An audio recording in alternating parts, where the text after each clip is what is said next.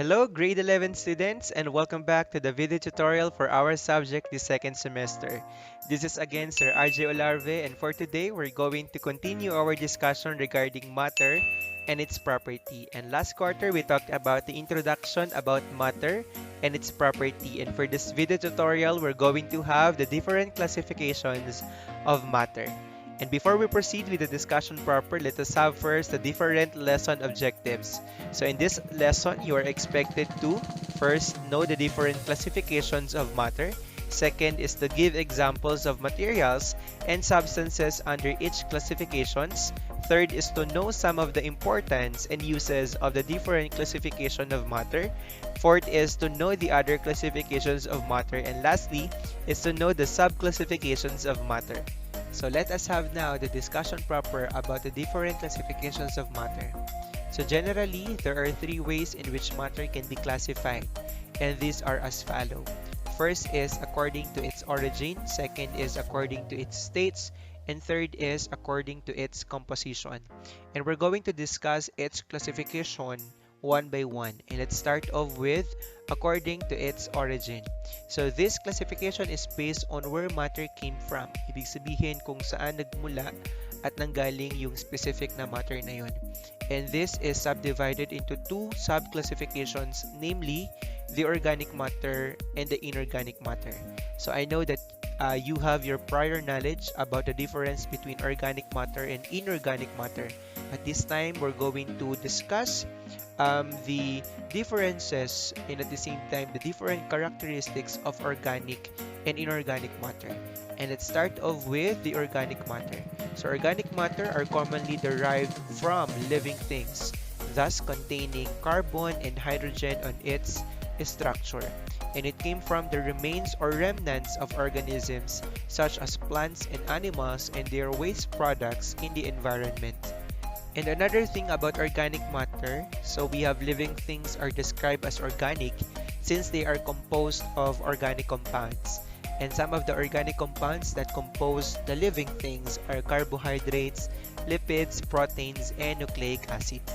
Moreover, examples of this material are from the plants, such as the leaves and the woody materials, from the animals, the decaying components, once na namatay yung specific na hayop na yun, so yung decaying components niya is said to be organic matter, and such as also the microorganisms or the minute organisms that can be seen only if we're going to use microscope.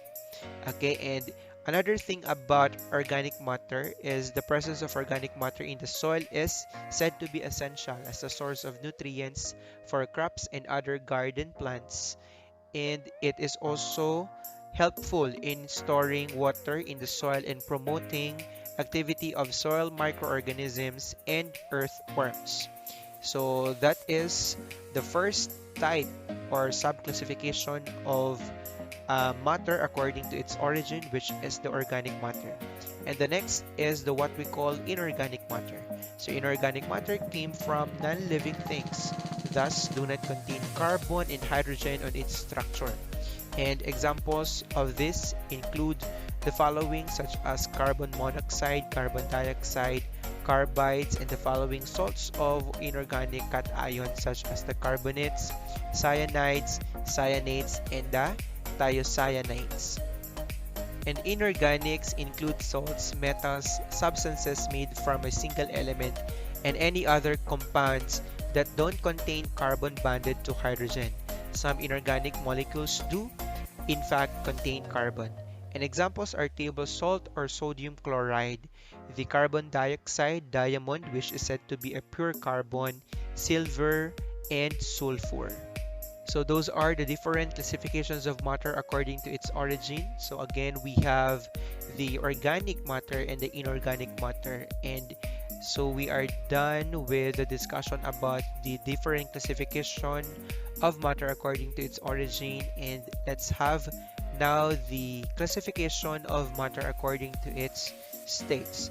So this classification is based on its physical characteristics. So actually we are done in discussing about the different characteristics of the different states of matter, which is the solid, liquid, and gas. And here, so this classification is sub-classified according to the following. So we have again the solid, the liquid, and the gas phase or states of matter. And just a recap about some of the properties and characteristics of solid, liquid, and gas. So let's have the characteristics of solids, wherein solid is said to have definite shape and volume, and the particles and molecules of the solid are said to be very close to each other, and it is characterized by its rigidity. And on the other hand, we have the liquid, wherein liquid has definite volume but no definite shape because it assumes only the shape of its container, and it is characterized by neither close nor too far from each other. So yung mga molecules yung tinutukoy dito sa third na statement. And lastly is the gas. So gas has no fixed volume or shape because it takes only the shape and volume of its container. And the particles are greatly far from each other, and the behavior is greatly influenced by the change in pressure and temperature. So among the different states of matter, so every time na magkakaroon ng change in pressure and temperature of that given substance, ang pinaka maapektuhan ay ang gas. Okay, and those are the different classifications of matter according to its states. And now we are down to our last classification, which is according to its composition. So this classification is based only on the matter's components. So kung ano yung bumubuo sa kanya. Okay, and it is classified as pure substance, and under the pure substance we have the sub-classification, which are the elements and compounds. And second is the mixtures, which is under naman a mixture we have the homogeneous and the heterogeneous mixtures, and we're going to discuss them one by one. And let's start off with the pure substance. So pure substance is known to have definite or fixed composition, and this can be sub-classified according to elements and compounds. And here, so we're going to discuss first what are the different characteristics and some of the definitions of elements. So first, elements are known to be the simplest type of matter that is composed of only one kind of atom. So take note, simplest, ibig sabihin hindi mo na siya kayang i-break down into simpler na particles because it is said to be the simplest type of matter. So we can also say that elements are the building blocks of matter, and it is exhibiting unique physical and chemical properties, and it cannot be broken down into simpler substances, so as I've mentioned earlier. And the periodic table of elements actually give us the complete list of the elements. And here we have the picture showing the different elements that we can see on the periodic table of elements. And moving forward, elements are given with a specific one letter or two letter symbols. So examples are the hydrogen, which is expressed in uppercase letter H. Iron is uppercase letter F, and then the second letter is lowercase. So tandaan nyo yun, no? Yung unang letter ay laging naka-uppercase, and then yung second letter ay naka-lowercase. Another set of examples, we have carbon, letter C, capital letter C, chlorine is Cl, and then oxygen is O, silicon is Si. So these are just some of the elements that are given with its specific one letter or two letter symbol. So you can check the periodic table of elements for you to be familiarized with some of the other elements that are given with one letter or two letter symbols. And moving forward, so we have some of the elements that act as the major components of the molecules that is found in humans, and these are as follows. So we have the first one, which is oxygen. So oxygen is used in cellular respiration. So cellular respiration happens in animal cells, wherein this is actually the conversion of the stored energy for us or for our body to use it. And also we have carbon, which acts as the basic building block of most cell in the body. And also we have a hydrogen, which is mainly found in the body as water, which also comprises the body fluids. We also have nitrogen, which makes up the protein and the nucleic acids. Calcium found in the compounds that makes up the bones, teeth, and the body fluids. For bones and teeth, necessarily for enzymes or the catalyst of a specific chemical reaction. So we have the nerve muscle function, cellular motility, and the blood clotting. Next, we have the phosphorus, which is present in the adenosine triphosphate molecule, and it is the energy currency of nerve impulses, wherein it is also essential for the bones and teeth of an individual. And phosphorus is said to be a requirement in the formation of the said adenosine triphosphate. Next, we have the potassium. So potassium is known to be the major component of cellular fluids, which is also involved in the transmission of nerve impulses and acts as the principal positive intracellular ion.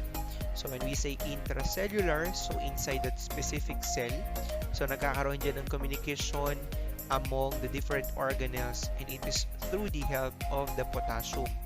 And lastly, we have the sulfur, which is found in amino acids, which amino acid is said to be the building blocks of proteins, and proteins are essential in a human body. And another thing is we have the set of elements that are also said to be essential, and we have the sodium, which acts as the principal positive extracellular ion. We also have chlorine, which is said to be the principal negative ion. Next, we have iodine, which is required in the formation of a specific thyroid hormones. So one of the example of thyroid hormones is the what we call thyroxine, wherein this plays a vital role in the regulation of body's metabolic rate, heart and digestive functions, muscle control, brain development, and maintenance of our bones. And another thing, we have the fluorine, which is required for the bones and teeth, and it is also an inhibitor of certain enzymes. So again, when we say enzymes, nakakabilis to ng mga metabolic processes inside the body. Okay, we also have iron, which is required for hemoglobin. So when we say hemoglobin, this is part of the what we call red blood cell, which carries our oxygen, and it also gives the color red, okay, sa blood. And we have copper, which is Cu. Okay, it is required in many oxidation enzymes and for the synthesis of hemoglobin and for the normal bone formation. When we say oxidation, this is a combination of a specific element to oxygen. Next is zinc. So zinc is related to the action of the insulin and essential for the normal growth and reproduction of body cells. So when we say insulin, so ito yung kapag ikaw ay diabetic, di ba? Or kung may nanay or tatay mo ay diabetic, di ba? Sila ay tinuturukan ng insulin or nag-i-insulin sila for the sake na yung kanilang blood sugar ay mapababa. Okay, and we also have manganese, which is essential for the normal bone structure and reproduction of the central nervous system, which includes the brain and the spinal cord. And we also have the cobalt, which is required for the production of the vitamin B12. And vitamin B12 is essential for the normal blood formation and the neural function and growth of an individual. And here we have the molybdenum, which is essential for the purine metabolism and some enzymic activities. So purine is one of the double ring. Okay? Ito ay ma-discuss. Kung mararecall nyo yung mga previous na nag-teacher nyo ng junior high school, nag-discuss itong purine. Grade 10, if I'm not mistaken. No? Double ring ang purine, which is under siya ng mga nucleic acids. And we also have this chromium, which is essential for the proper insulin action. Again, insulin na mention natin kanina yan. And we have the selenium, which is responsible for the proper action of the vitamin E. And vitamin E promotes strong immunity, healthy skin, and eyes. And that ends our first subclassification of pure substance, which is element. And now it's time for us to have the second subclassification, which is compounds. So compounds are composed of two or more elements that are combined chemically in definite proportions. And this can be broken down into simpler substances by chemical means. And the symbol of a compound includes the symbol of the element or elements that comprise it and the number of atoms of each element, written as the subscript. Okay, and note that kung ang subscript niya ay isa, ibig sabihin hindi mo na kailangang ilagay yung subscript na yon doon sa symbol ng compound na yon. So let's have an example. So a molecule of carbon monoxide has one carbon atom and one oxygen atom and is represented by the formula CO. So di ba ang formula ng carbon ay uppercase letter C tapos uppercase letter O naman ang sa oxygen. So pagsamahin lang natin yun and that is the formula for our carbon monoxide. Sabi natin no, for compounds na mayroong subscript na 1, so no need to write the subscript 1 here for our carbon and oxygen.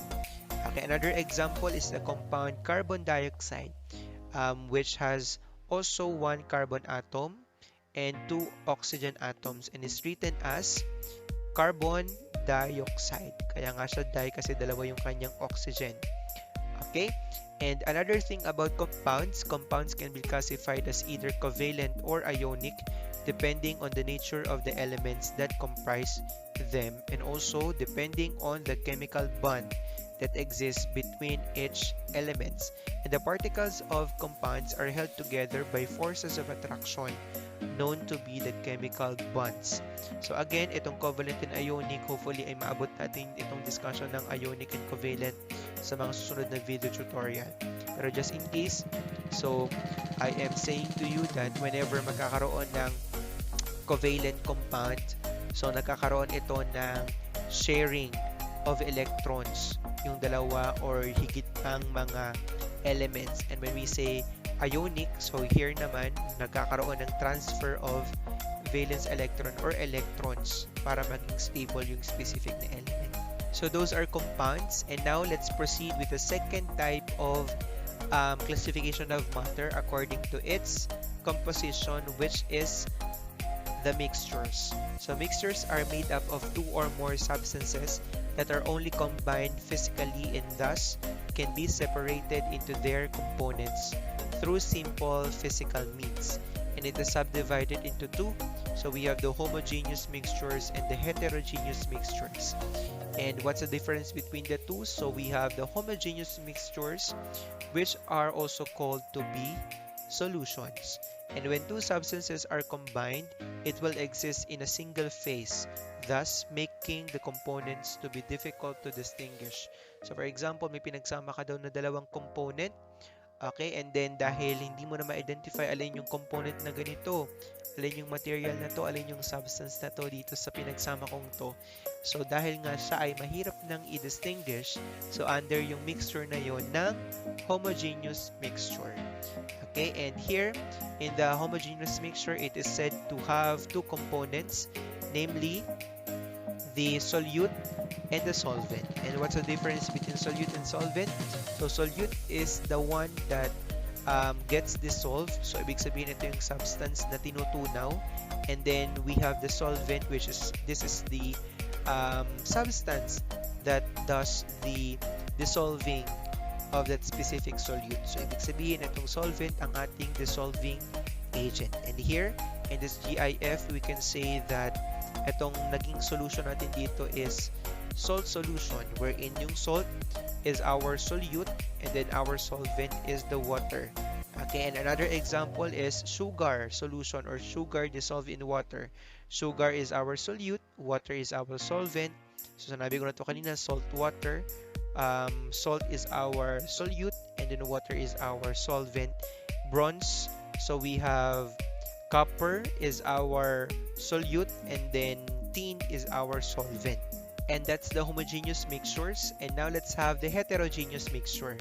So these are mixtures wherein the components are easy to distinguish. Kung kanina sa homogeneous, pag pinagsama mo yung dalawang substance, mahirap i-distinguish alin na dito yun. Okay? Pero this time, pag pinagsama mo yung dalawang substance, you can easily distinguish which is this substance and which is this substance. Okay? And this usually exists in two or more phases. And examples are sand and gravel, gasoline and water, and cornstarch and water. So ito sa picture natin, we have the mixture of water and oil. So dahil hindi talaga magbi-mix itong dalawang to, so makikita natin na nandun sa taas yung oil while yung water natin ay nasa baba. So this is a best example of heterogeneous mixture. And that's the heterogeneous mixture. And now, so just a recap about the different classifications of matter. Again, there are three ways in which matter can be classified. And we have according to its origin. So according to its origin, we have two. What are these? So we have the organic and the inorganic matter. So we have according to states. So we have here the solid, liquid, and gas states.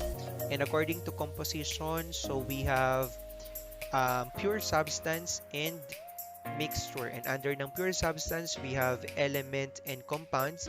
And under naman ng mixture, we have hetero and the homogeneous mixtures. And if there are concepts that are unclear to you, so don't hesitate to contact me at any of this contact information that you can see on your screen. So as a reminder once again from 1 Corinthians 10 verse 31, when you eat or drink or do anything else, always do it to honor God. God bless grade 11 students. See you on our Zoom meeting this week.